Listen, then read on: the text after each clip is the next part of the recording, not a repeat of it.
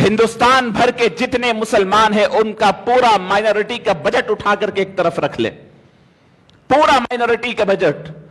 पूरे हिंदुस्तान भर के अंदर माइनॉरिटीज को दिया जाने वाला बजट, मुख्तलिफ चीजों के अंदर आप जो भी चीजें उसके अंदर ले लें, और फिर इलाकाई तौर पर तमाम रियासती हुकूमतें जो आपको बजट्स देती है, बताएं आपके पास आपके तेलंगाना में क्या बजट हिंदू से यानी हुकूमत की तरफ से दिया जाता है। बड़ी बातें अखबारात में छप जाती है कि इतना बड़ा बजट हुकूमत की तरफ से दिया जा रहा है, फला हो रहा है। मैं आपसे, आप दिल के कान खोल के मेरी बात सुने कि बजट्स दुनिया की हुकूमतें ऐलान करती है तो आपकी निगाह उसके ऊपर है, इतनी ने हमें बजट इतना होना चाहिए, इतना ने हमारे पास इतना बजट होनी चाहिए। मैं सवाल करता हूं आपसे, कभी आप अपने गिरहबान में झांक कर भी देख ले, एक साल में तेलंगाना हुकूमत जो आपको बजट देती है, मैं तेलंगाना हुकूमत हटा देता हूं, हिंदुस्तानी हुकूमत, पूरी हिंदुस्तान की हुकूमत, पूरे हिंदुस्तान के माइनॉरिटीज, सिर्फ मुसलमान नहीं, पूरे माइनॉरिटीज के लिए जितना बजट देते हैं, सिर्फ तेलंगाना के अंदर एक साल में मुसलमान शादियों के ऊपर उससे जायद खर्च करते हैं। मैं आज आपके पास पूरे नंबर्स और फिगर्स के साथ आपके पास में हाजिर हूं। आप ताज्जुब करेंगे हमारे पास की शादियों के ऊपर का इसराफ, हमारे पास शादियों का बजट, हमारे पास होने वाला बजट, आप ताज्जुब करेंगे। पूरे तेलंगाना के अंदर तकरीबन 4 लाख से जायद शादियां पूरे साल तमाम में होते, और इन शादियों के अंदर, साल तमाम का जिक्र कर रहा हूं, इन शादियों के अंदर बहुत सारे, आज अगर आप मालूमात हासिल करने चले जाएं, आप फिगर्स लेने चले जाएं, आप नंबर्स लेने चले जाएं, मालूमात करना पहले मुश्किल था होगा, लेकिन आज आप लिस्ट बना लें, इंडिविजुअल तौर पर आप 2-4 रोज के अंदर पूरे मालूमात आपको मिल जाएंगे। या नहीं तो आजकल इवेंट मैनेजमेंट्स के नाम से आए हुए हैं, वेडिंग मैनेजमेंट्स के नाम से आए हुए हैं कई कंपनीज, उनके पास जाकर के बैठ जाएं, पैकेजेस बुला करके पूछें, वो बताते हैं आपको नौशा नौशी के कपड़े, उनके जेवर से लेकर के शादी के बाद जुमागी तक के पूरे खर्चों की लिस्ट है, और कई पैकेजेस बने हुए हैं। और देखें उसके अंदर, आप इबरत की निगाह से देखें कि लड़की के इंतखाब से लेकर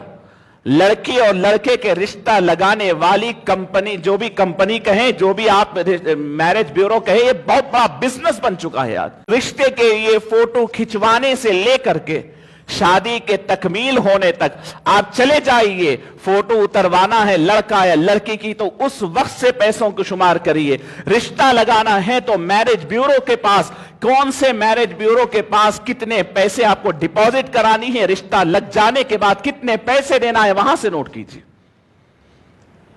उसके बाद रिश्ता लग जाने के बाद से लेकर के बाद देखिए, फहरिस्त है, बड़ी तवील फहरिस्त है। शादी खाने का इंतखाब, कैटरिंग का इंतखाब, फूल का इंतखाब, स्टेज का इंतखाब, स्टेज लगाना है, फूल दूल्हे का फूल है, दुल्हन का फूल है, गाड़ी के सजाने का फूल है, डेकोरेशन मुख्तलिफ अंदाज के हैं। इसके बाद आप देखते जाएं, एक से आला एक जेवरात और कपड़े, तो बहुत बड़ी तवील फहरिस्त है कि कितने रिश्तेदारों को फिर जाकर के कार्ड छपवाने का मरहला है, और इससे बाद से लेकर के जरूरी और गैर जरूरी खर्चों की एक बड़ी फहरिस्त है, जिसके अंदर शादी करोड़ 1.5 करोड़, मैं बहुत बड़ी रकम नहीं बता रहा हूं, आजकल जो आम तौर पर अपर मिडिल क्लास के लोग जो कर रहे हैं, करोड़ 1.5 करोड़ की शादी से लेकर के 15 लाख की शादी तक हमारी अपनी कौम के अंदर ये निकाह हो रहे हैं।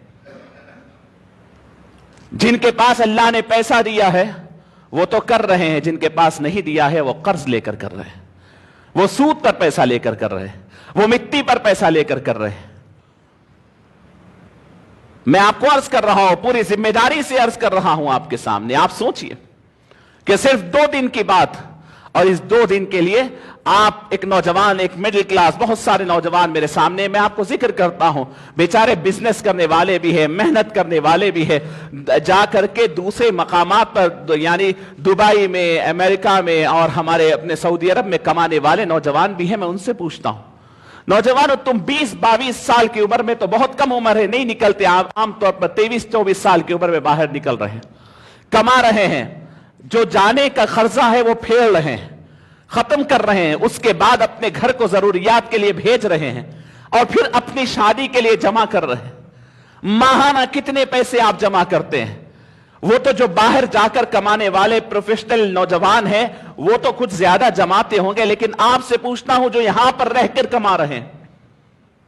पूरे आपके खर्चे निकलने के बाद माहाना 10,000 20,000 रुपया आप बड़ी मुश्किल से जमा करते होंगे। वो भी जमा नहीं होते, एक आध बीमारी आई तो निकल जाए। लगाइए, हिसाब करिए आप कि 10-20,000 माहाना जमा करने वाला बच्चा 15 लाख रुपये जमा करने तक वो लड़का या लड़की के वालिद कितने साल उसके हो जाते।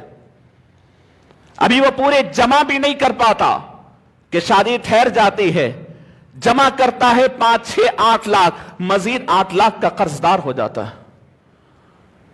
अभी लड़की की शादी, ये लड़का अपनी शादी तकमील करता ही नहीं कि कर्ज के बार तले दब जाता है। सूदी कर्ज है, मिट्टी का कर्ज है, फला कर्ज है, बैंक से लिया हुआ कर्ज है, इस कर्ज के अंदर मुकम्मल आप दब जाते हैं। आप अंदाजा कीजिए कि वो शादियां जो कर्ज के बार तले दबे हों, जिसके वलीमे के दूसरे दिन घर पे खटका आता हो या फिर फोन की घंटी बजती हो कि कर्ज अदा करनी है, क्या उन शादियों में खुशी होगी?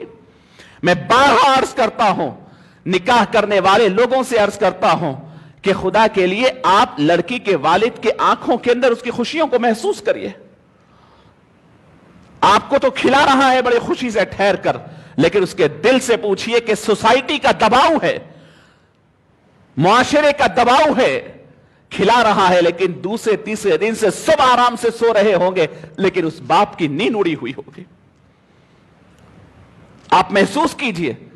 एक तरफ पैसे रखें और महसूस कीजिए कि यह पैसा जो है क्या इतना जरूरी है कि मैं 2 दिन की शादी में खर्च कर दूं। यही ना कि आपको एक जुमला सताता है कि लोग क्या कहेंगे, लोग क्या कहेंगे। यह जुमला है जो मुसलमानों के जहन और फिक्र के ऊपर बैठा हुआ है। लोग क्या कहेंगे, सवाल यह है कि वो कौन लोग हैं, थोड़ी देर उनसे हम मुलाकात तो कर ले, बुला तो ले एक जगह, वो कौन लोग हैं जिसके खौफ में आप ये सब कर रहे हैं। लोग क्या कहेंगे, सोसाइटी क्या कहेगी? अरे वो सोसाइटी जो आपके बारे में फिक्र नहीं करती, आपको उसके बोल की क्या फिक्र है? लोग क्या कहेंगे, सोसाइटी क्या कहेगी?